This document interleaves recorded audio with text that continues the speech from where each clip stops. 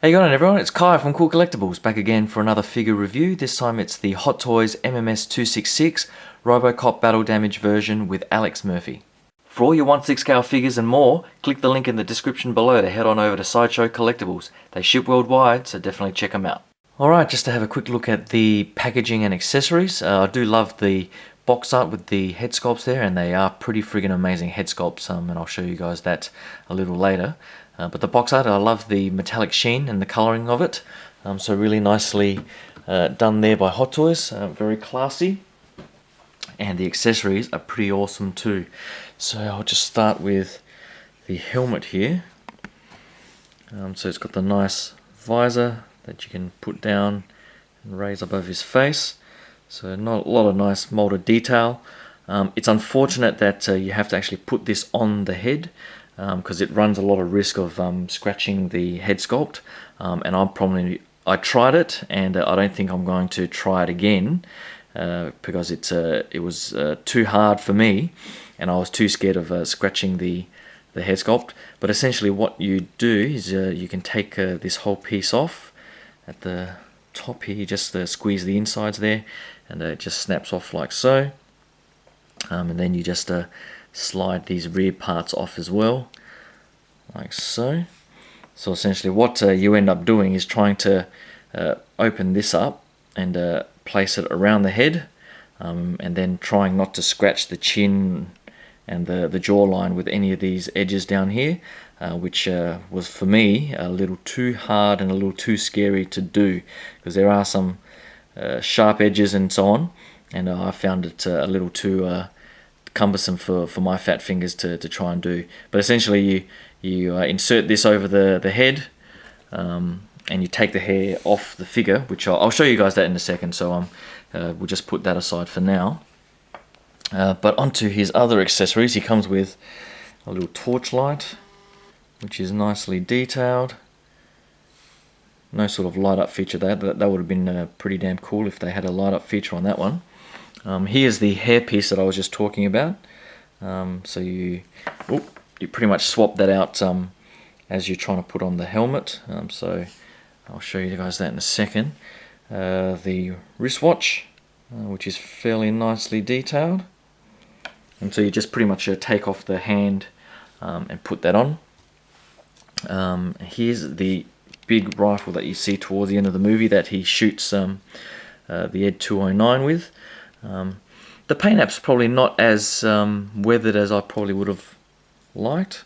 It is pretty plain, but I do like these folding features that sort of come out, and I think this was pretty much just rested on top of a car or something, and he stood there and blew the Ed 209 apart.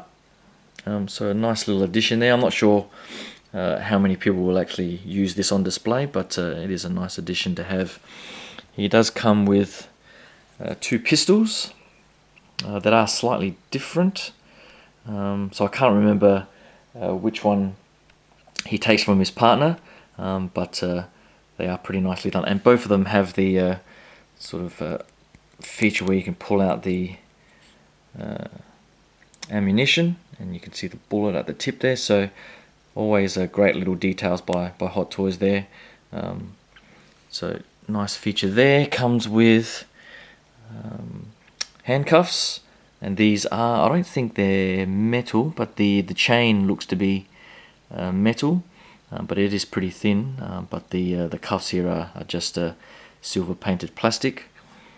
Comes with a whole heap of hands. So it comes with some fists, which are pretty nicely painted and detailed. So like all the veins and so on there. And it looks like they've put at least a bit more paint detail on these ones than they did for the Marty McFly figure, which I thought were a little bit flatter than the normal Hot Toy standard.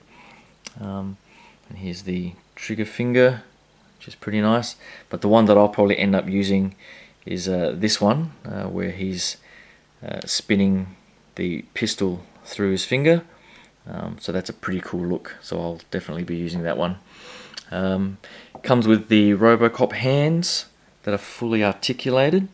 I love the sort of weathered look on these. The original diecast one had these in high gloss black paint, but these have like a dirt wash all over them, and each of the joints are articulated, so you can get all sorts of immature poses out of it.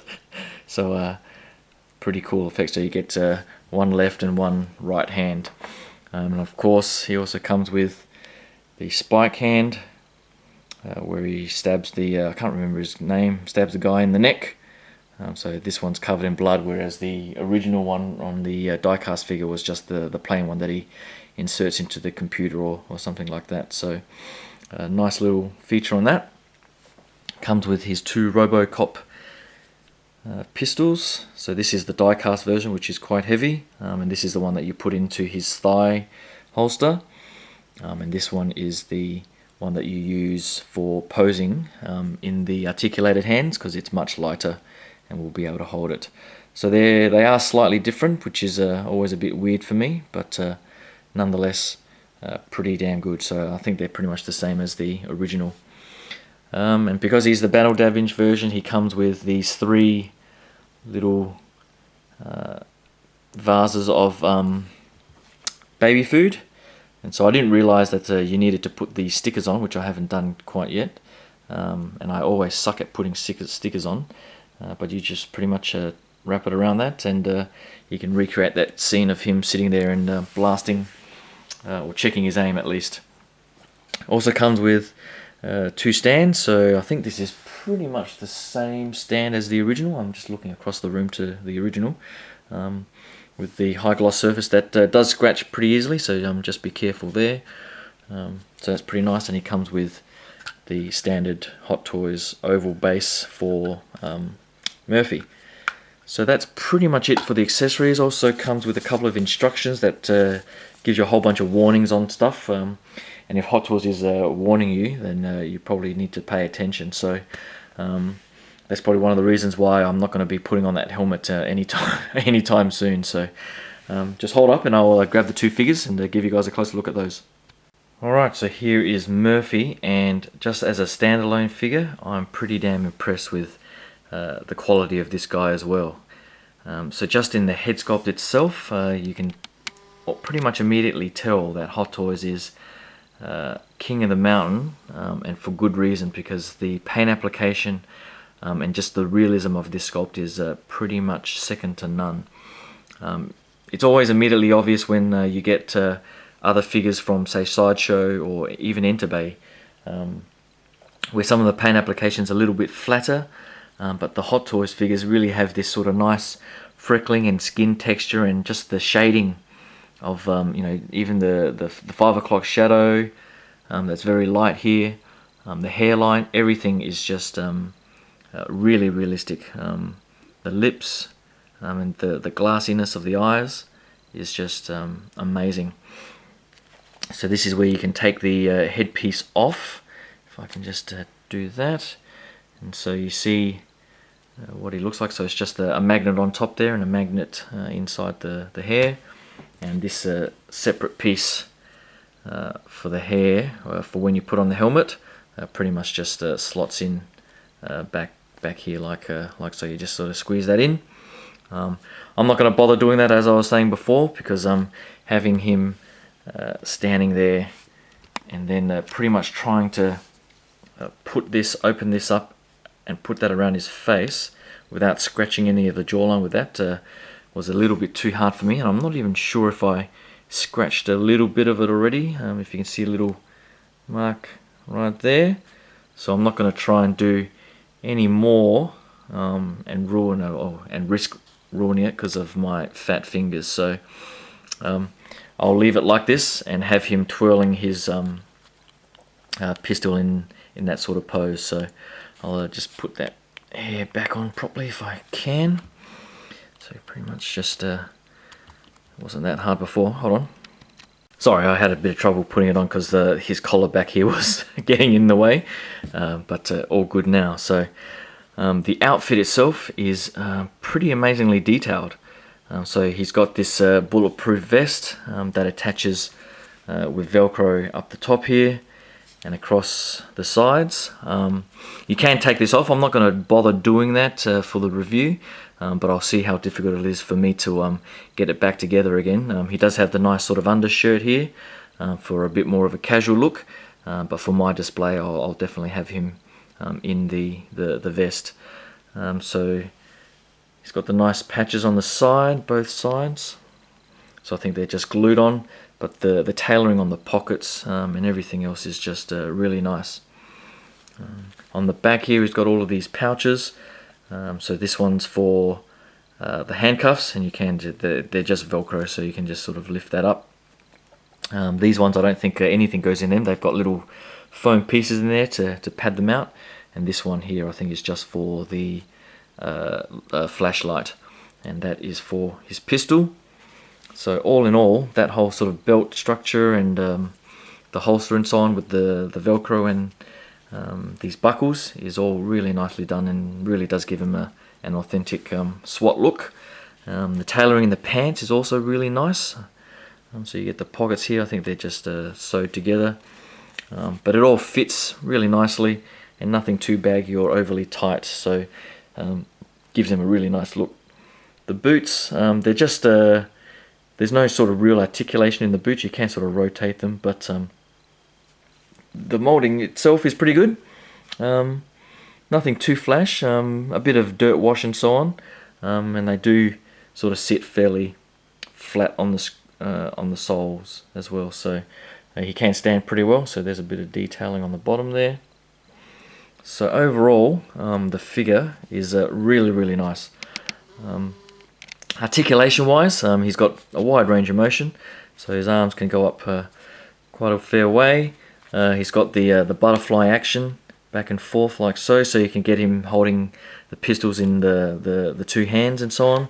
Rotation back and forth is pretty nice, and the legs don't have too much restrictions either, so lots of range of motion, and it's just about futzing around with the outfit really. Double jointed knees, etc. So I think the only part that's really not articulated is the ankles, which overall doesn't really detract from the figure. So a definite high score for me on Murphy, particularly the head sculpt, which is a great likeness to Peter Weller. So on to the Robocop, and this in itself is a pretty damn awesome figure as well. So the highlight obviously is the head sculpt, and I think that is pretty damn awesome too. I did film a video just before this on the neck articulation. I haven't heard too many comments back from other collectors about the lack of articulation or lack of being able to tilt that any more forward. It does look up quite a bit, but that's pretty much as far forward as I can move it with that neck piece there. But the detailing in the head sculpt itself, if I just do a quick 360, is just amazing. Love the sort of the veins and the slight blue colouring.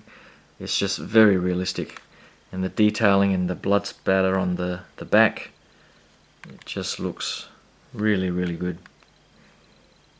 So lots of detail with these wires and so on, so just be careful when you sort of move the head around, but overall the glassiness in the eyes, the lips, the skin texture, the bullet to the head, just looks amazing.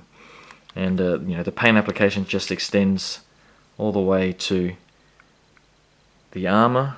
Love all the battle damage. I mean, the original version had a chest piece that was slightly battle damaged, but not to this extent.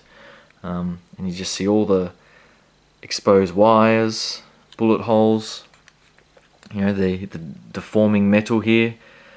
It just looks really nice. So even on the back, so you see all the, I don't know if it's blood or oil or something dripping out. So lots of attention to detail. I've got no idea how they sort of paint that on. It must be a machine, because every figure must have similar detailing on it. So I've just got no idea how they get that done. And I love how this whole black section, all the black is a dirt wash as well, so not the glossy black of the original figure.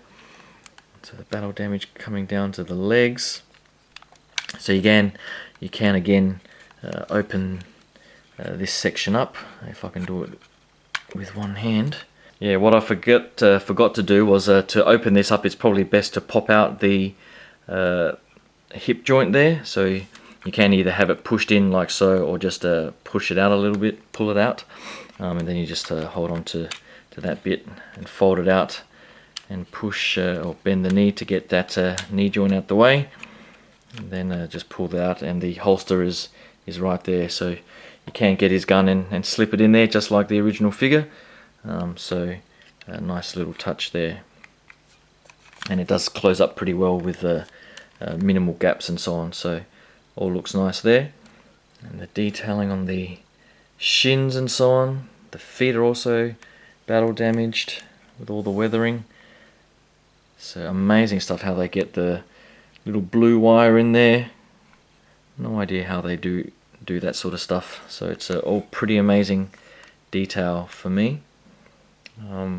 Articulated pistons at the back as well, so as you bend the feet and so on, they all come in and out, which is as per the original figure. So nothing new for collectors who have the first one. But if you do have the first one and you're sort of on the fence about getting this one, I would definitely recommend it. It's awesome enough to stand on its own, really, as Robocop, so I would definitely recommend it. The only thing that I would warn against is probably leaving his arms or his knees bent.